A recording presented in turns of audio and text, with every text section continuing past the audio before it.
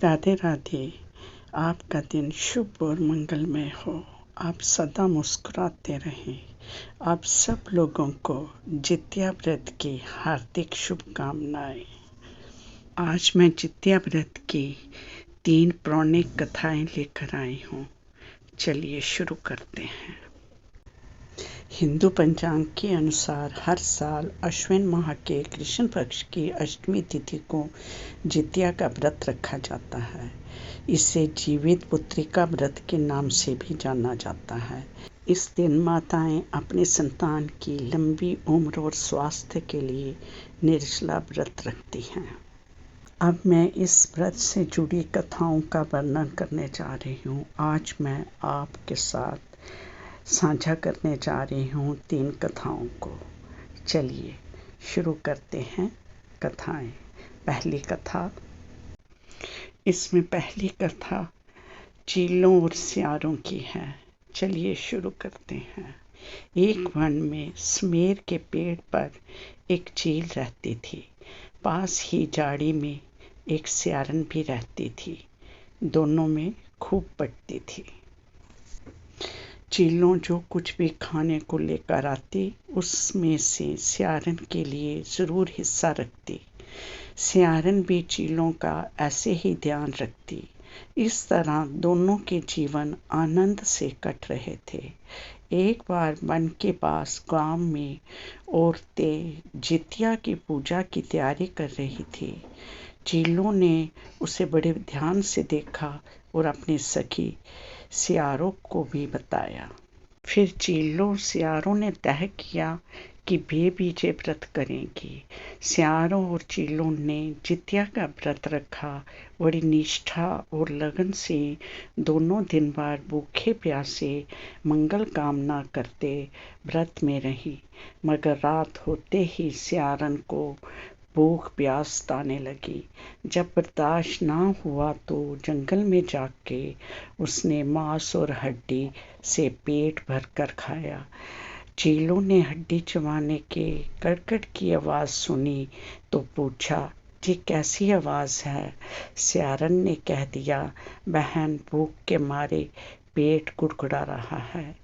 ये उसी की आवाज़ है। मगर चीलों को पता चल गया। उसने सियारन को खूब लताड़ा कि जब व्रत नहीं हो सकता था तो संकल्प क्यों लिया था। सियारन लज्जा गई, पर व्रत भंग हो चुका था। चीलों रात भर भूखे प्यासे रहकर व्रत पूरा किया। अगले जन्म में दोनों मनुष्य रूप में राजकुमारी बनकर सगी बहनें हुई। सियारन बड़ी हुई और उसकी शादी एक राजकुमार से हुई। चीलों छोटी बहन हुई, उसकी शादी उसी राज्य के मंत्री पुत्र से हुई। बाद में दोनों राजा और मंत्री बने। सियारन रानी के जो भी बच्चे होते भी मर जाते, जबकि चीलों के बच्चे स्वस्थ और हट्टे खट्टे रहते। इससे उसे जलन होती। उसने कभी उनका सर कटवाकर डिब्बे में बंद करा दिया, पर वह शीश मिठाई बन जाती और बच्चों का बाल तक बांका ना होता। बार बार उसने अपनी बहन के बच्चों और उसके पति को मारने का प्रयास किया, मगर सफल नहीं हुई। आखिरकार दैव योग से उसे भूल का आभास हुआ। उसने क्षमा मांगी और बहन के बताने पर जीवित पुत्रिका का व्रत विधि विधान से किया तो उसके पुत्र भी जीवित रहे और लंबी आयु भोग कर मुक्ति प्राप्त की। अब जीवित पुत्रिका की दूसरी व्रत कथा। चलिए शुरू करते हैं। प्राचीन समय की बात है। गंधर्वों का एक राजकुमार था। उस राजकुमार का नाम जमूतवाहन था। वे बड़े उदार और परोपकारी थे। जमूतवाहन के पिता ने वृद्धावस्था में वानप्रस्थ आश्रम में जाते समय इनको राज सिंहासन पर बिठाया, किंतु इनका मन राजपाट में नहीं लगता था। वह राज्य का भार अपने भाइयों पर छोड़कर स्वयं वन में पिता की सेवा करने चले गए। वन में भी जीमूत वाहन को माल्यवती नामक राजकन्या से भेंट हुई और दोनों में प्रेम हो गया। एक दिन जब वन में भ्रमण करते हुए जीमूत वाहन काफी आगे चले गए, तब उन्हें एक वृद्धा विलाप करते हुए दिखी। पूछने पर वृद्धा ने रोते हुए बताया, मैं नागवंश की ही स्त्री हूँ। मुझे एक ही पुत्र है। पक्षीराज गरुड़ के कोप से मुक्ति दिलाने के लिए नागों ने ये व्यवस्था की है, वे गरुड़ को प्रतिदिन भक्षण हेतु एक जुआ नाग सौंपते हैं। आज मेरे पुत्र शंखचूड़ की बलि का दिन है। आज मेरे पुत्र के जीवन पर संकट है और थोड़ी देर बाद ही मैं पुत्र विहीन हो जाऊंगी। एक स्त्री के लिए इससे बड़ा दुख क्या होगा कि उसके जीते जी उसका पुत्र ना रहे। जीमूत वाहन को ये सुनकर बड़ा दुख हुआ। उन्होंने उस वृद्धा को आश्वस्त करते हुए कहा, डरो मत, मैं तुम्हारे पुत्र के प्राणों की रक्षा करूंगा।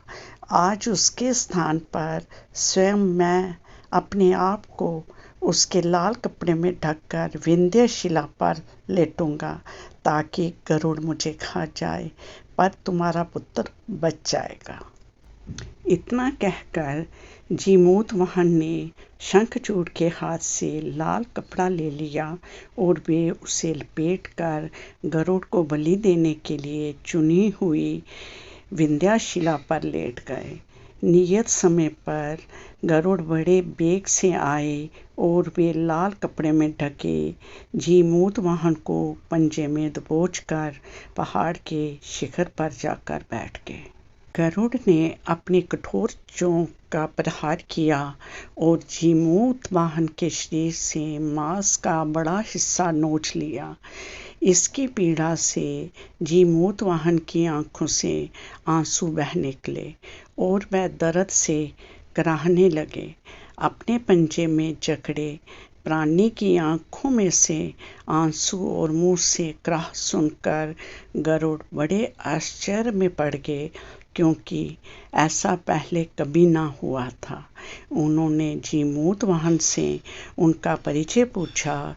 जीमूत वाहन ने सारा किस्सा कह सुनाया कि कैसे एक स्त्री के पुत्र की रक्षा के लिए वे अपने प्राण देने आए हैं। आप मुझे खाकर भूख शांत करें। गरुड़ उनकी बहादुरी और दूसरे की प्राण रक्षा के लिए स्वयं का बलिदान देने की हिम्मत से बहुत प्रभावित हुए। उन्हें स्वयं पर पछतावा होने लगा।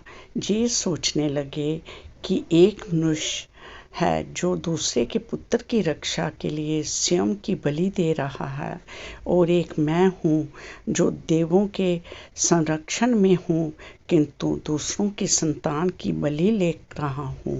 उन्होंने जीमूत वाहन को मुक्त कर दिया। गरुड़ ने कहा, हे उत्तम मनुष्य, मैं तुम्हारी भावना और त्याग से बहुत प्रसन्न हूँ। मैंने तुम्हारे शरीर पर जो घाव किए हैं उसे ठीक कर देता हूँ। तुम अपनी प्रसन्नता के लिए मुझसे कोई वरदान मांग लो। राजा जीमूत वाहन ने कहा, हे पक्षीराज, आप तो सर्वसमर्थ हैं। यदि आप प्रसन्न हैं और वरदान देना चाहते हैं तो आप सर्पों को अपना आहार बनाना छोड़ दें। आपने अब तक जितने भी प्राण लिए हैं उन्हें जीवन प्रदान करें। गरुड़ ने सबको जीवन दान दे दिया और नागों की बलि ना लेने का वरदान भी दिया। इस प्रकार जीमूत वाहन के साहस से नाग जाति की रक्षा हुई। गरुड़ ने कहा, तुम्हारी जैसी इच्छा वैसा ही होगा। हे राजा, जो स्त्री तुम्हारे इस बलिदान की कथा सुनेगी और विधि पूर्वक व्रत का पालन करेगी, उसकी संतान मृत्यु के मुख से भी निकल आएगी। तब से ही पुत्र की रक्षा हेतु जीमूत वाहन की पूजा की प्रथा शुरू हो गई। ये कथा कैलाश पर्वत पर भगवान शंकर ने माता पार्वती को सुनाई थी। जीवित पुत्रिका के दिन भगवान श्री गणेश, माता पार्वती और शिव जी की पूजा एवं ध्यान के बाद ऊपर बताई गई व्रत कथा भी सुननी चाहिए। अब मैं इस व्रत की तीसरी कथा सुनाने जा रही हूँ। चलिए शुरू करते हैं। ये कथा महाभारत काल से जुड़ी हुई है। महाभारत युद्ध के बाद अपने पिता की मृत्यु के बाद अश्वत्थामा बहुत ही नाराज था और उसके अंदर बदले की आग तीव्र थी, जिस कारण उसने पांडवों के शिविर में घुसकर सोते हुए 5 लोगों को पांडव समझकर मार डाला था। लेकिन वे सभी द्रौपदी के 5 पुत्र थे। उसके इस अपराध के कारण उसे अर्जुन ने बंदी बना लिया और उसकी दिव्य मणि छीन ली, जिसके फलस्वरूप अश्वत्थामा ने उत्तरा की अजन्मी संतान को गर्भ में मारने के लिए ब्रह्मास्त्र का उपयोग किया, जिसे निष्फल करना नामुमकिन था।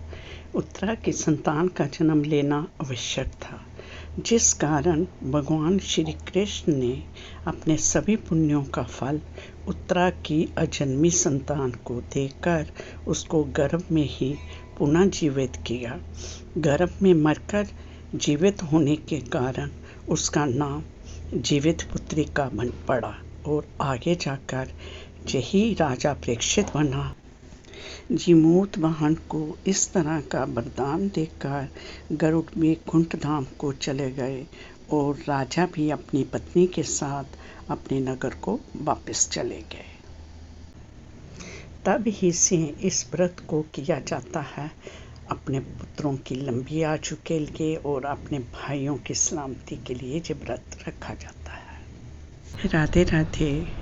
गलती त्रुटि माफ।